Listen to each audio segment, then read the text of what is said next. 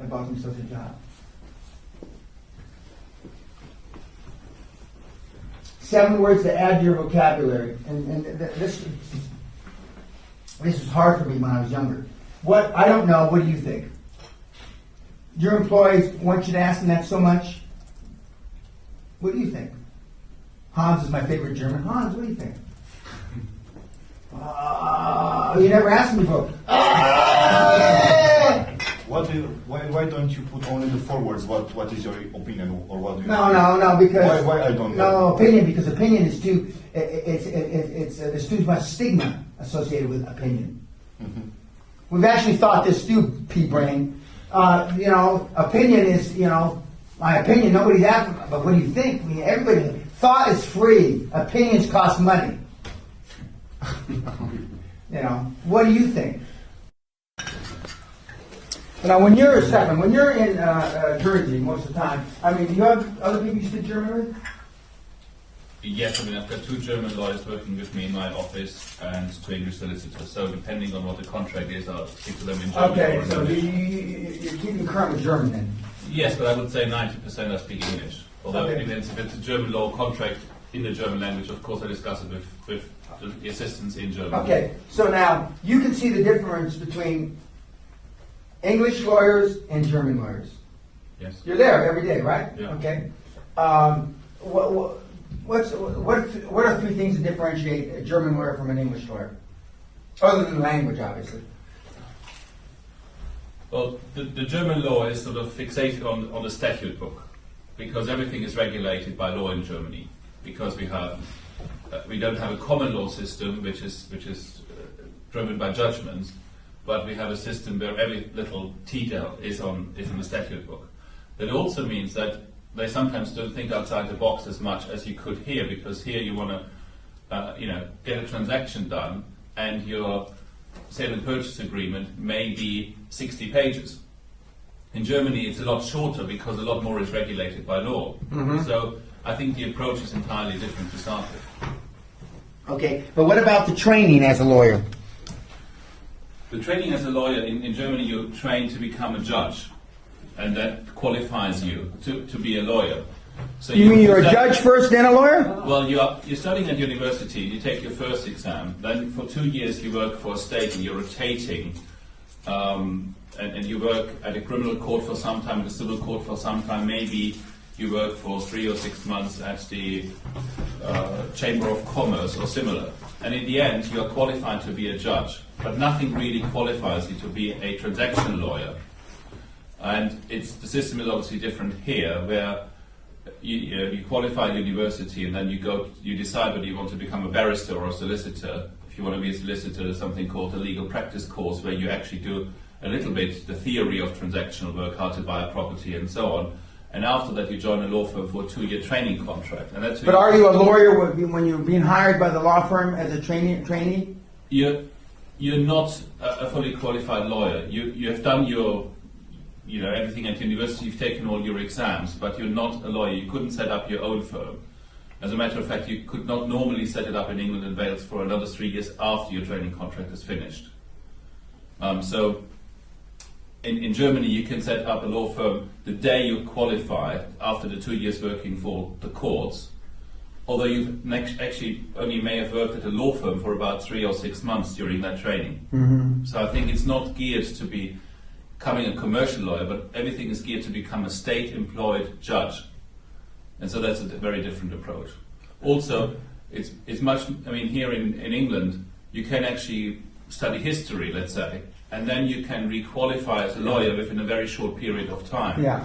Whereas in Germany, you can't do that. And the education university in Germany is very theoretical, and actually hardly anybody passes the exam simply going and attending the classes, but they all have private tutors who prepare them for the exams.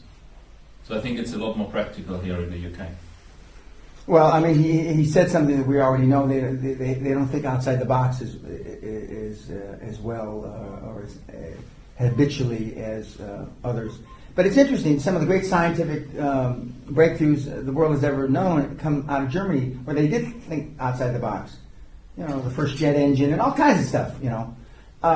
And so if you can, and it gets back to really what, and I was hoping that's what he'd say, but this was not orchestrated, but if properly directed, I mean, we can all think outside the box and react and learn to function completely outside the box.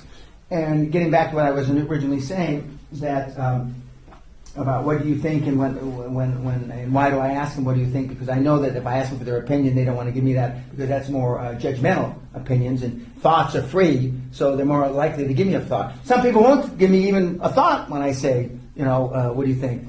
But when you look at your operation and when you bring in a new set of eyes, a dream team aboard, they're very much more likely to see the flaws in the thinking because you've been so close to them. And even your lawyers and accountants that have been part of the setting up process, it's part of the problem, it's more difficult for them to be part of the solution because they've already told you this. They've already told you that. It's very difficult because then they'll look back and you'll look back and think, well, they fucked up. Why did they tell me this? Why did we set it up this way?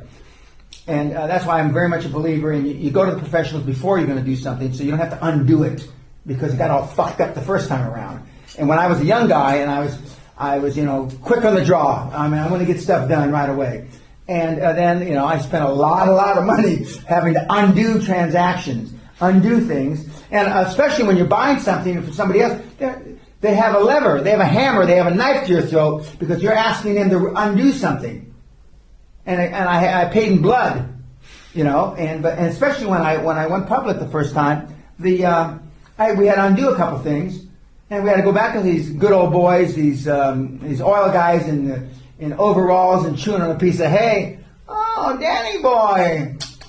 Well, I see that you need us to unwind that transaction. Well, come on, sit down. Let's have a cup of coffee. Let's talk about it as they're getting ready to fuck me. And so now, fine, we're in a hurry, but we want to get it done right, And that's why it's so important that I have lawyers and accountants that can react quickly. Now, go ahead. Yeah, it's problematic because if you involve them from the beginning, I think the deal can be structured in an entirely different way. And you may compare what is the advantage of a share deal in a specific transaction or an asset deal. How do you structure it from a tax point of view? Do you give a lot of lending intra-group from your own companies to reduce the tax burden and so on? And which jurisdictions do you use? Whereas somebody else may say, well, I'll do as much as I possibly can myself, having only ever dealt with in one way, for example, bought properties directly rather than buy the shares of the property company. And say, like the example you gave yesterday, oh, yes, but I can only afford 3 hours of that lawyer, although it costs you maybe hundreds of thousands later that he did not have the time or did not advise you properly at the outset. Correct. Yeah. Yes. When you sit down with a guy like you just described and you really screwed for example, you ask him, give me the money, I will invest in that deal, and everything's blue and there's no money left and there's no thing you can take from the company to give him the money back or the dividend you told him. What do you do then in that situation, sitting face to face? Well, normally, and this has happened to me, normally you have to either unwind the deal completely and you're fucked, or you give them more equity in the deal. And if there's no equity? Then you have to give up your equity. Okay. So you always pay him back? Yeah, because he's not going to do it for nothing. Well, I won't say. Very rarely will somebody do it just, unless they have an ongoing reason to want to be your friend or ongoing reason, a business relationship, they're not going to undo the deal for nothing. There's no reason they should. You're the one that fucked it up anyway. And, you pay for mistakes. And I've had to give up equity on myself, to make it good. Okay, you had 23%, and now you got 35%. Well, 35 didn't sound right. Yeah. Okay, you got 40%. Whatever it takes. And did you ever give? And then I've also had to guarantee I'll eat up the tax consequences. If there's tax consequences, I'll eat the tax. I've had to do a lot of stuff to get deals done. And did you ever, for example, when you deal with the bank, lending money for something, and for example, it's non-recourse, and the deal blew, and you just step back and say, well, bank, this is your problem, or do you go there and let's solve the problem together. And Initially, you try to do the right thing. You try to solve the problem together. But I mean, the banks and banks have more latitude than they let you believe. Banks can do a lot of stuff if they want to do. If they have an ongoing, strong relationship with you, and you've done a lot of business, or they expect to do a lot of business with you, it's better if they've done a lot of business with you than if they expect to do, because business in the future may not happen. And they can give you some latitude. But at the end of the day, a non-recourse loan is a non-recourse loan. They have no attachment. But I mean, I have ponied up on non-recourse items, or I've structured and I've given, I've cut them into another loan or another deal so they can make up some of the money in a couple of cases and make up all the money. Even if it's non-recourse, what you need to bear in mind, the bank doesn't want to manage the assets. Correct. The bank doesn't want to be lended with 10,000 apartments in Germany to manage them. So even if it is non-recourse, you can negotiate tough. But if you're not completely stupid, they will actually leave you with the management of the asset, and that may mean that you're still left with the upside of the equity if the cycle turns. And the question is about your commitment. When you say you negotiate a non-recourse deal, and when it blows, when you say, okay, maybe it was my fault, I didn't take into consideration that and that, so bank, I will bring it on speed, or I will bring your money back, or even if I have a non-recourse financing. Or do I say, well, I've got non-recourse, maybe I have more facilities running, and they try to cross-collateralize or something like that, but I say, no, it's just, that one is gone, and go with it. Or do you try to find a... Well, I try to find a solution that makes sense for everybody. Okay. But at the end of the day, sometimes I can't. Yeah. But that's why you have non-recourse loans. But, so... Okay. We're talking about rules. There are none, and supposedly these are the 10 worst people, human beings in history. Let's see. There's 1, 2, 3 of your countrymen there. Two of your countrymen. Unless Idi Amin was also German. Attila the Hun 1, Adolf Hitler 2, Saddam Hussein 3, Ivan the Terrible 4. Was Ivan the Terrible Prussian? Maybe not. Without a P. Yeah, Idi Amin 5, Heinrich Himmler 6, Stalin 7, Caligula 8. Some people say that I should be 9. And the Count de Gabinsia. Who is that? I don't know. I don't remember. But he's an awful person that used to sodomize children and shit. But be that as it may, and these were all high performance people. Every single one of them. So the misconception, and this is tough when I've been into grammar schools with little kids, and we're talking about high performance people, and. Mr. Pena, is President Clinton a high-performance person? I said, yes, he is. And when my mommy says such and such, what he did was wrong, but he's still a high-performance people. And then I go through a little speech, and I try to tone it down. There are a lot of high-performance people that are not nice people, that do bad things. Well, why are they high-performance then? And I mean, I get that's a real interesting discussion when you're talking with little kids, But the bottom line is, a lot of people are high performance. More people than you think are high performance that are not such nice people. Not such nice people. They have done some terrible, terrible things. I don't consider myself to be on that list, but we leave it blank because years ago. Hey Dan, how come you're not on that list? And that's about where they asked me about number 9, so I've left it blank. We're talking about there are no rules, and these are 10 interesting laws of change, and they came from a book, Law of Change, Change or Die. This came out of a magazine called the Fast Company magazine, which I started reading about 10 years ago. I haven't read it recently, so I'm not sure if it's still in publication. Number 1, change begins and ends with the business, not with change. Know how it connects with the business. Most of us are making changes in their rules and in their business without understanding the full ramifications of how they affect the business and how they affect you. For example, there's a process in America they call Dress Down Friday. On Friday you can wear casual clothes. Do they have that in Germany? Yeah, it's about a little bit softer.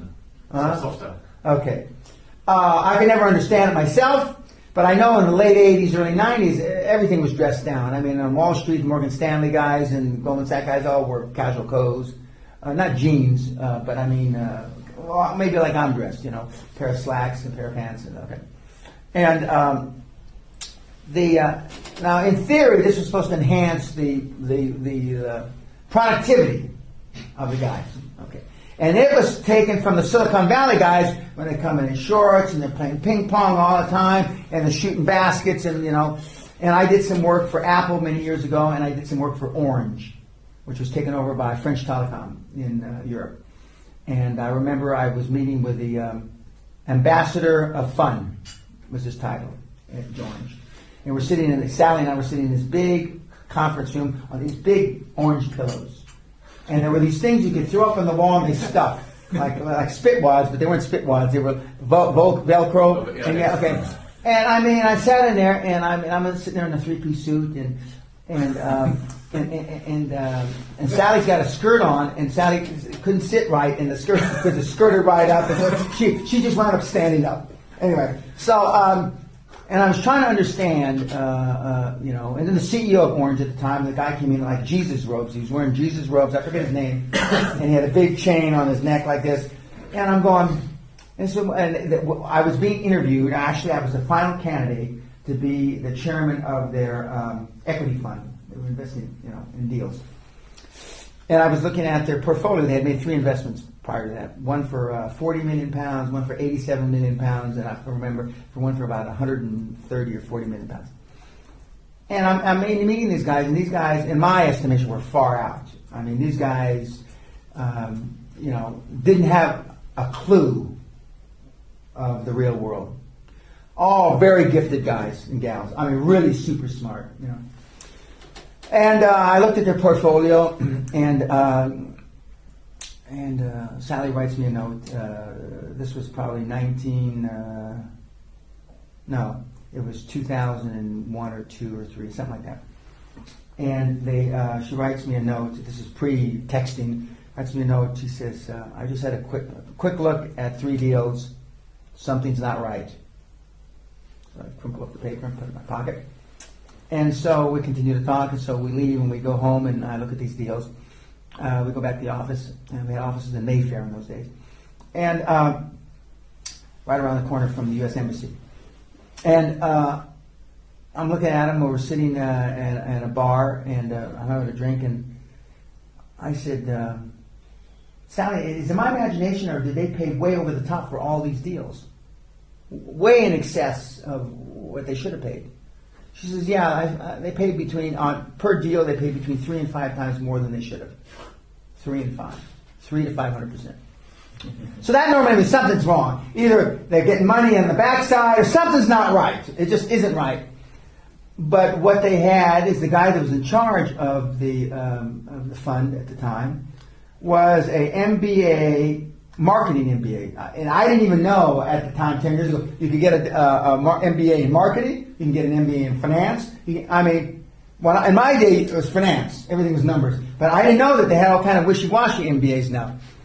Artsy-fartsy MBAs. And they had based the valuation on future earnings. I'd never seen anything bought on future earnings before, ever. At that time in my 30-year career. Never. It never dawned on me when I looked at it that they could have been valued on future earnings, And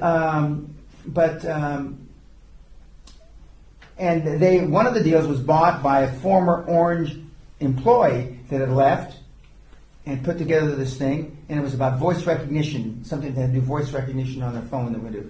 It didn't work, by the way, I might add.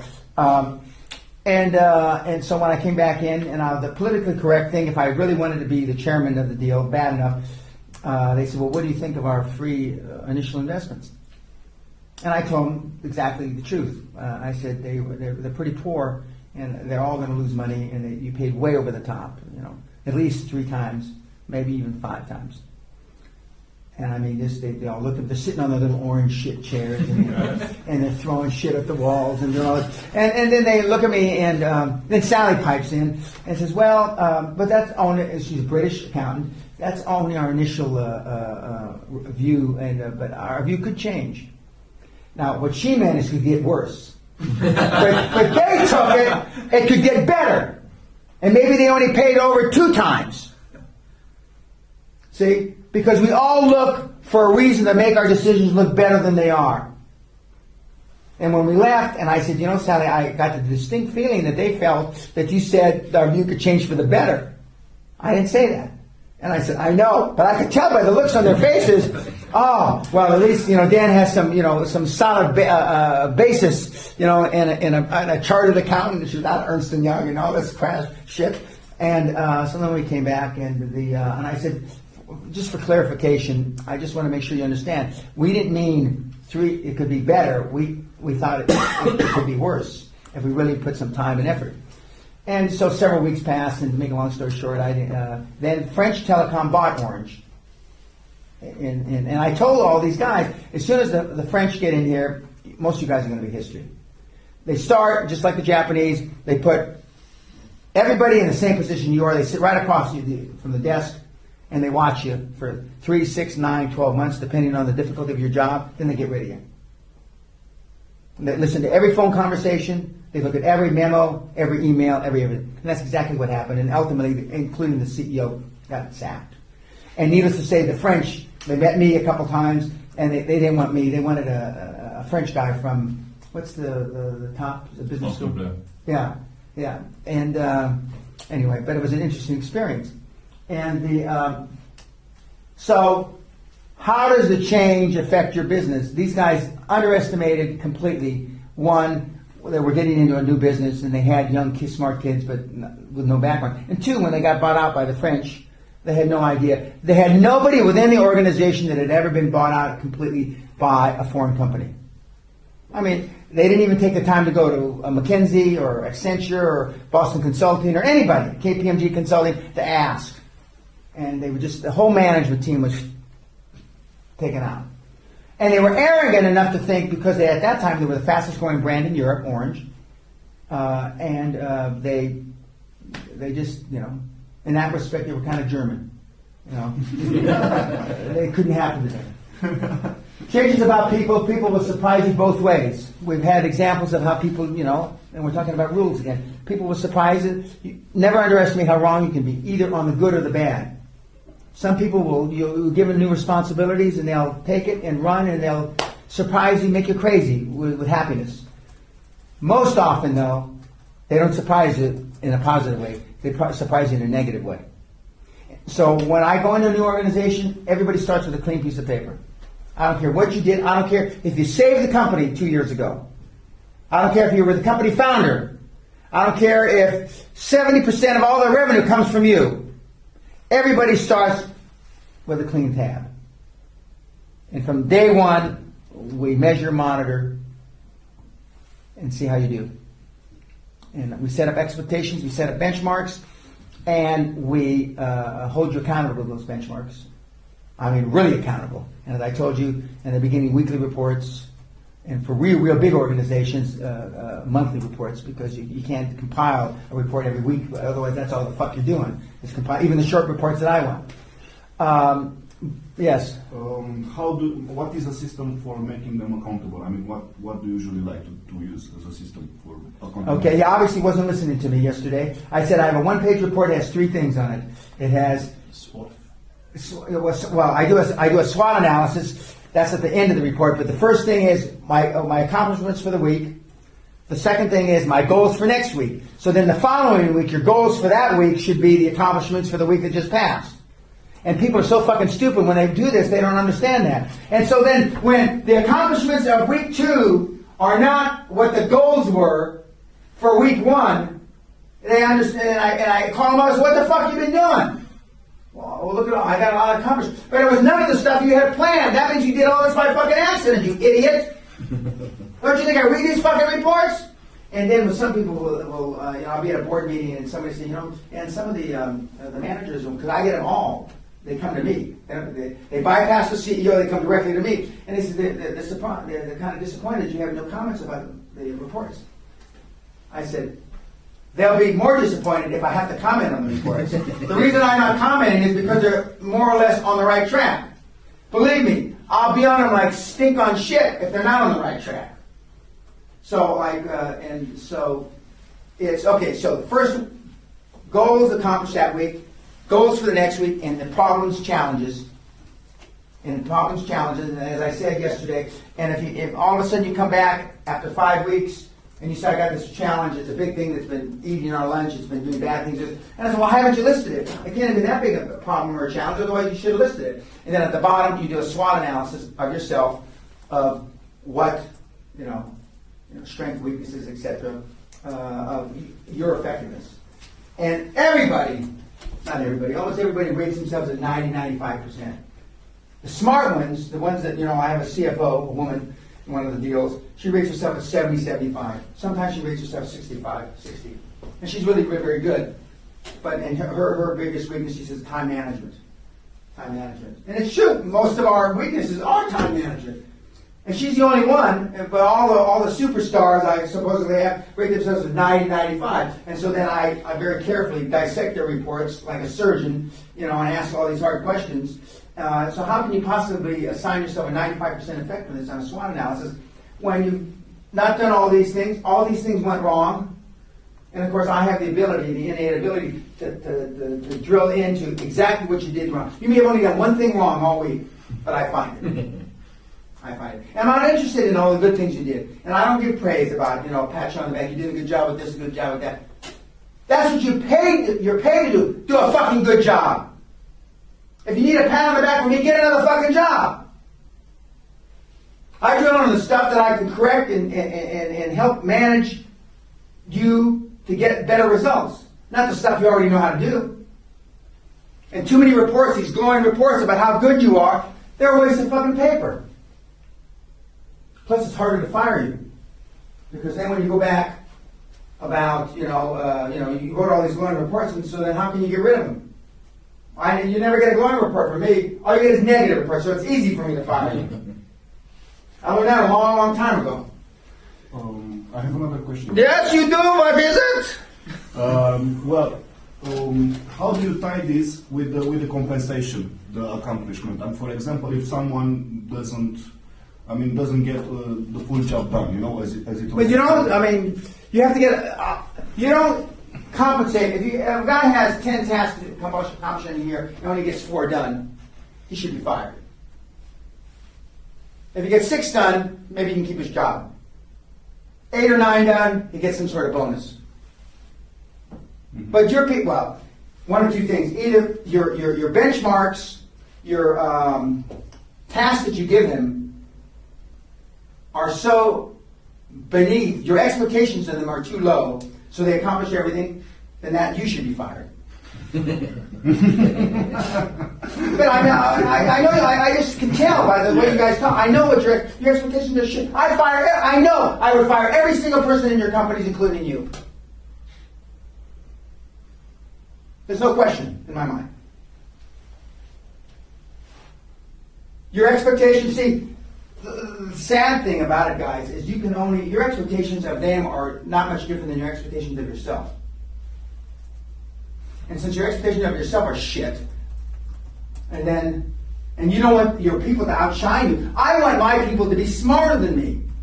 Like Jack Welch said, and I believe him, Jack is a smart guy. I was normally not the brightest guy in the room. Well, it's difficult for me to get guys smarter, but I do have guys that are smarter. Some of them are smarter. You do not have to manage a good executive. They manage themselves. The CFO knows what to do. The Chief Operating Officer knows what to do. The Chief Technology Officer knows what to do. The Chief Information Officer knows what to do.